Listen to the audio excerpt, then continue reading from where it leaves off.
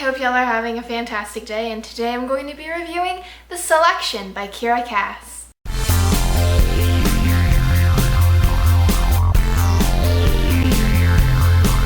Oh, The Selection. Where to start with this book? Let's start at the very beginning. A very good place to start. So there's a little backstory to The Selection before it was even published, and I thought I'd share that. When they were distributing ARCs for The Selection, there was one reviewer whom I admire very, very much. I love her reviews. I like critical reviews more than I like praise reviews, but that's a tangent. I'll save that for another video maybe. But anyway, her name is Wendy Darling, and she's a really famous reviewer on Goodreads and on her blog. And she gave The Selection 1 star. That's fine. She didn't like it. That's normal. Bloggers don't always like every book they read. And Wendy, because she does have so many fans and so many supporters, that review ended up being at the top of the reviews on Goodreads.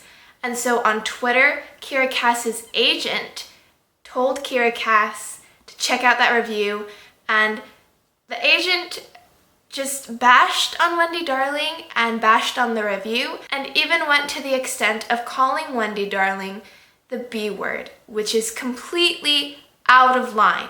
Kiera's agent was so upset about this review that she said on Twitter publicly that she was going to like all the 4 and 5 star reviews so that Wendy Darling's review would go down and the better reviews would rise. Oh, so that stirred so much controversy in the blogosphere, and it was a really, really big mess. Because of how unprofessionally Kiera's agent reacted to Wendy Darling's review, bloggers kind of gathered together to protest or boycott The Selection, and they said that they wouldn't read that, and they said they wouldn't read anything else written by Kiera. And I'm not gonna lie, that definitely did influence me when The Selection came out, because I avoided reading it for as long as possible. But then one day I was like, you know what, I'm just gonna give it a chance. It sounds good, it sounds like something I would normally like, so I'm gonna read it. And I read it. At first, I really, really didn't like it, and I wasn't sure how I was gonna get through the book, but then suddenly things became interesting and I was invested in the characters, and The Selection has a lot of flaws. It's not a perfect book by far, but it's an enjoyable read. So if you're looking for something fun and easy to read and a thin book that you'll just fly by, because honestly after reading it I didn't feel like I finished a complete story. It was just so short.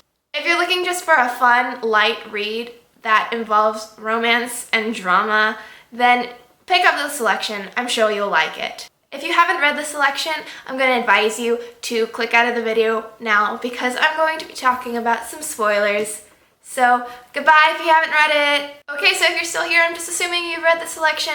Okay, let's get started. At first, I really didn't like this book. The writing felt so amateur, and the dialogue especially was so cringeworthy. For example, in chapter 2, America says, "Please don't call me gorgeous. First my mom, then May, now you. It's getting on my nerves." Really, America? You're getting on my nerves. America's mother and May felt like such cliches. Her dad was barely there, and Jared had like no substance. Let's talk about America. Her name is America Singer. And she sings. Yep.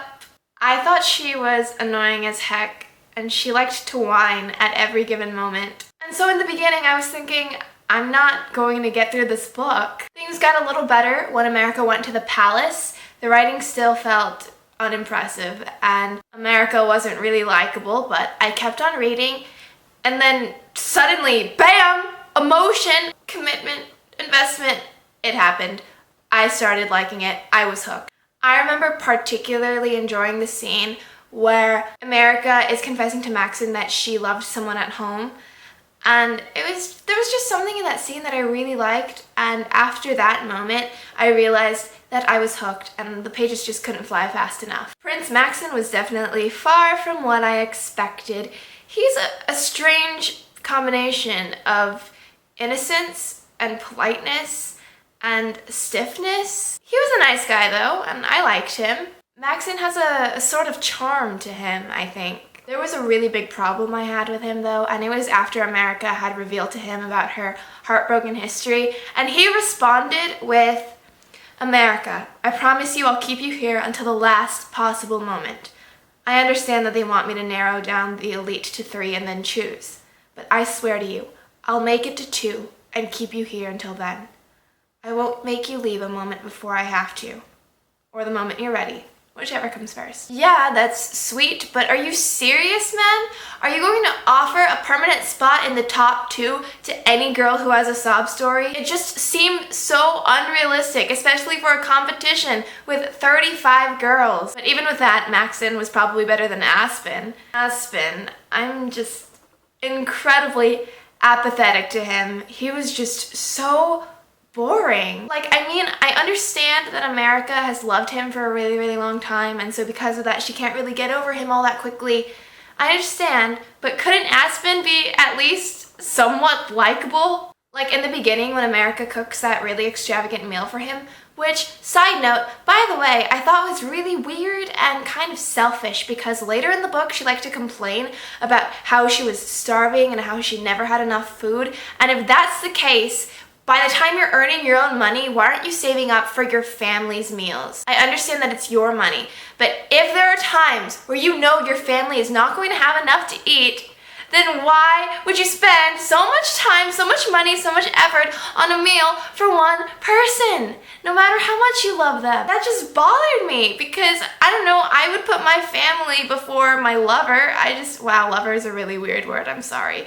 But it seemed so out of place to me. And this was further emphasized when she was talking about Coda and how he had ditched his family after climbing up the casts, and America felt really betrayed by that. And it just, I don't know. I digress. What were we talking about? Aspen. Yeah, that's right, Aspen. Okay, so America made this really great meal for him, and instead of Aspen acting and reacting like a normal person, he dumps her. What? Okay, Aspen, I understand that your pride is wounded, and I know that you want to be the one who supports America, not vice versa. But this is how a proper person would react to this situation. You're supposed to enjoy the meal that someone put all this effort and money into.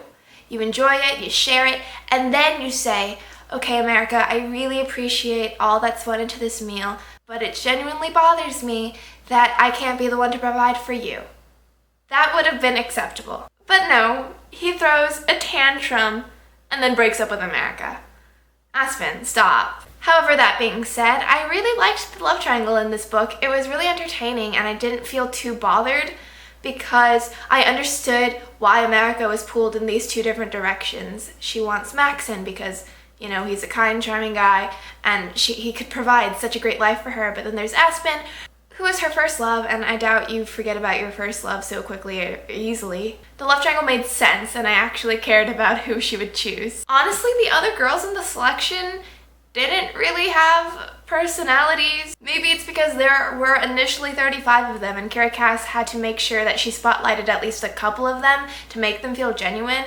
But like even Marley's character, who is supposed to be America's best friend at the selection, even her characterization was pretty weak to me. One of the biggest problems I had with the selection was the world building. This is labeled as a dystopian book, but let's be real. I feel like dystopian books need world building, and this book had none of it. Okay, there were a few rebel attacks and one really sketchy history lesson, and that's it. I just find it so impossible to believe that America, the country, not the person, not the character, would just turn into a monarchy of all things. And then why in the world would society be separated into castes? Why would society just accept this brand new change? And the rebel groups are so underdeveloped, it's like they literally have no cause other than, hey, let's be rebel groups because, you know, all dystopian books need those. Okay, so the selection definitely has its fair share of flaws, but it's so entertaining. It really flies by. At the end of this book, I felt like I hadn't even read a full book. I feel like this is going to be one of those trilogies where you tell yourself, I don't understand why this is a trilogy because it could have just been one book. There's not too much going on for it to be 3 separate ones. I'm sure the rest of the books will be just as short, just as fast as the selection, so why not just bind them up? Anyway, I'm excited to read The Elite. I'm sure it'll be just as entertaining, just as dramatic, and I'm looking forward to it. I think this review is definitely more critical than it is praise, but I don't want you guys to think that means I didn't enjoy this book, because I did. I found it really entertaining. It had its problems. It has quite a few faults, but it's definitely worth the read, I thought. Let me know what you guys thought of the selection. I'd really love to know. And thank you so much for watching. I hope you guys are having a great day. And happy reading. Goodbye.